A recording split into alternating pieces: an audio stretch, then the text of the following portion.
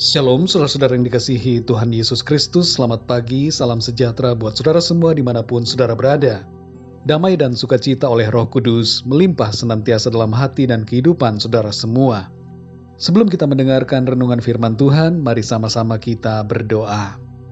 Bapa kami yang di surga, Bapa di dalam nama Tuhan Yesus Kristus, kami sungguh mengucap syukur untuk pagi hari ini.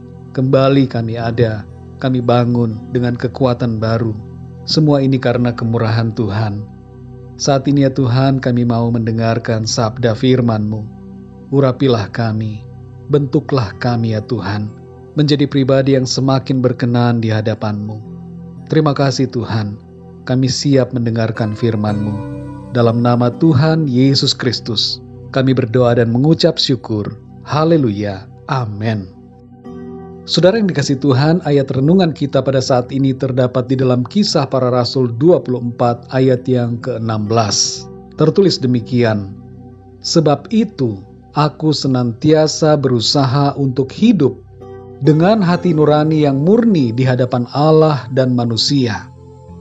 Saudara yang dikasihi Tuhan, pada tahun 1890-an, seorang pria sedang melewati jalanan dekat tanah pertanian milik Ibu John McDonald, dan tiba-tiba angin kencang menerbangkan topi derby warna hitam yang dipakainya.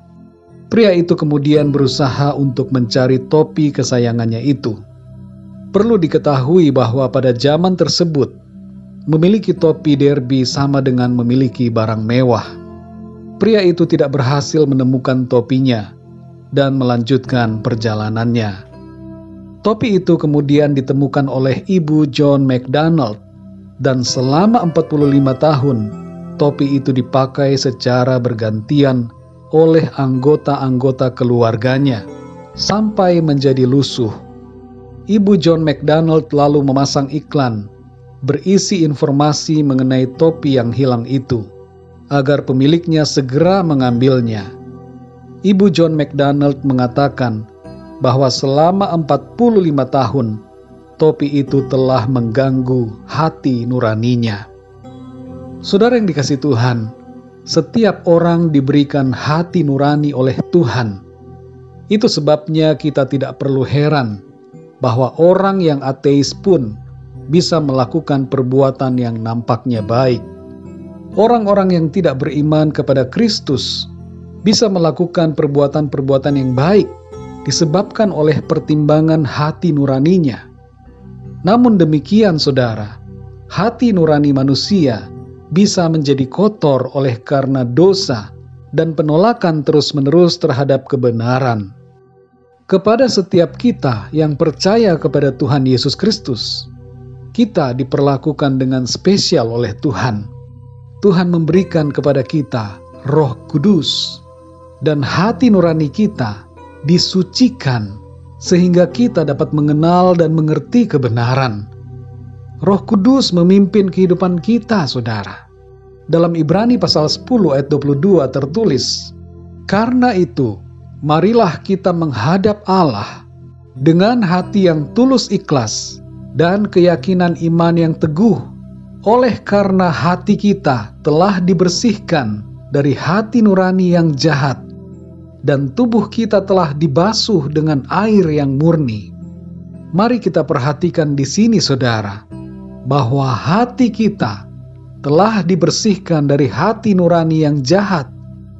Orang yang terus-menerus hidup dalam dosa, hati nuraninya menjadi jahat. Itu sebabnya ada orang-orang yang tidak merasa bersalah melakukan pencurian, perzinahan, atau kejahatan-kejahatan lainnya. Mengapa saudara?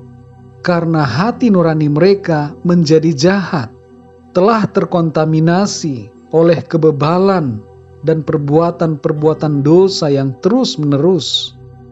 Saudara yang dikasihi Tuhan, bersyukurlah kalau kita masih merasakan perasaan bersalah atas suatu tindakan dosa, karena itu menandakan bahwa Roh Kudus masih berbicara kepada kita. Dan itu menandakan bahwa bagi kita masih ada kesempatan untuk bertobat. Maka dari itu saudara, jangan abaikan suara Roh Kudus di dalam kita yang mengingatkan kita untuk hidup dalam kebenaran. Dalam Efesus 4 ayat 30 dikatakan, "Dan janganlah kamu mendukakan Roh Kudus Allah yang telah memeteraikan kamu menjelang hari penyelamatan." Roh Kudus berbicara dengan lembut kepada kita, saudara, mengingatkan akan firman Tuhan dan menyingkapkan kepada kita pengertian dan hikmat yang tersembunyi. Roh Kudus juga yang menolong kita untuk kita tahu mana yang baik, yang benar dan yang berkenan kepada Tuhan. Oleh karena itu, saudara, janganlah kita mendukakan Roh Kudus yang telah diberikan oleh Tuhan kepada kita. Saudara yang dikasihi Tuhan, seringkali Tuhan berbicara melalui hati nurani kepada orang-orang yang belum percaya, agar mereka menjadi bertobat dan percaya. Namun, kepada kita yang sudah percaya, Tuhan menaruhkan Roh-Nya di dalam kita untuk menuntun dan membimbing kita. Karena itu, saudara, senangkanlah Tuhan. Ikutilah pimpinan Roh Kudus di dalam kehidupan kita setiap hari. Kalau ada hal-hal yang diingatkan Tuhan mengenai masa lalu atau sesuatu di hari ini yang berhubungan dengan dosa-dosa yang belum kita akui, atau dosa yang mana kita belum sungguh-sungguh bertobat, ambillah tindakan saat ini. Mintalah pengampunan dari Tuhan dan bertobatlah dengan sungguh, serta hiduplah dalam kebenaran firman Tuhan. Jangan bangga dengan dosa-dosa kita dan jangan keraskan hati kita, tapi ikutilah suara lembut Tuhan di dalam kita, supaya kita tidak tersesat dan menjadi binasa, tetapi memperoleh anugerah pengampunan dan kasih karunia-Nya yang memberikan hidup yang kekal. Mari kita berdoa, saudara. Bapa kami yang di sorga, Bapa, di dalam nama Tuhan Yesus Kristus, kami bersyukur untuk firman-Mu yang mengingatkan kami akan karya-Mu dalam hidup kami. Engkau selalu berbicara dalam hati kami dan menolong kami untuk terus berada dalam jalan-jalan-Mu. Ampunilah kami ya Tuhan atas segala dosa kami selama ini, di mana kami seringkali mengabaikan suara-Mu. Berikanlah kami kepekaan dan hati yang taat kepadamu, serta sungguh-sungguh mengasihi-Mu Tuhan. Kuatkanlah kami Roh Kudus, ingatkanlah kami selalu akan firman Tuhan, supaya kami senantiasa hidup berkenan di hadapan-Mu. Berkati dan lindungilah kami ya Tuhan, di sepanjang hari ini. Pimpinlah kami, peganglah tangan kami Tuhan, agar segala sesuatu yang kami lakukan di hari ini menyenangkan hati-Mu, dan kami senantiasa tetap berada dalam rencana Tuhan. Terima kasih ya Tuhan. Dalam nama Tuhan Yesus Kristus, Tuhan dan Juru Selamat kami berdoa dan mengucap syukur. Haleluya. Amin. Puji Tuhan, saudara yang dikasihi Tuhan, saya percaya firman Tuhan menjadi berkat dan kekuatan buat saudara semua. Dan Roh Kudus akan menolong saudara untuk lebih lagi memahami kebenaran firman Tuhan.